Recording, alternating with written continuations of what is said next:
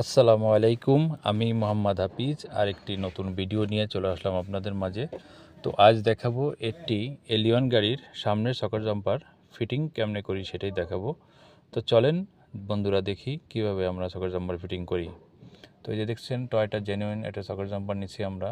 তারপরে একটি নতুন ইনসুলেটর বসালাম, তারপরে কয়েল স্পিনটা এবং এটি ডাস্ট কভার এবং ভিতরে আপনার শ্যাপবুশ আছে। তো এটা সকার জাম্পার লাগাতে আসলে অনেক কিছু ফিটিং করতে হয়, অনেক কিছু দিতে হয়। এই যে শ্যাপবুশটা দেখতে পাচ্ছেন, তারপর উপরে একটা প্লেট দিয়ে আমাদের যে সকার জাম্পার লাগানোর যে ইটা আছে, জ্যাকটা আছে, সেই জ্যাকটার ভিতরে নিলাম আমরা। এটা হাইড্রোলিক সিস্টেম। তো এটা সুন্দর করে, এটা সুন্দর, কোনো রিস্ক নাই, এটা ছোটার কোনো সম্ভাবনা, এটা পাম্প করলেই জ্যাকটা উপরে ওঠে। Hydraulic system.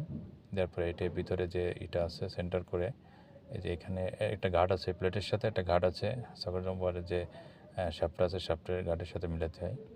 তো এভাবে আমরা সকার জাম্পার লাগাই।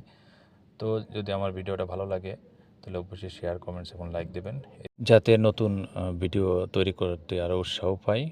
আর এরকম ধরনের বেটার সার্ভিস যদি আপনারা চান তাই চলে আসবেন Navana Toyota twice centre, Tejgaon 342। গাড়ি আপনাদের ভালো রাখার দায়িত্ব আমাদের।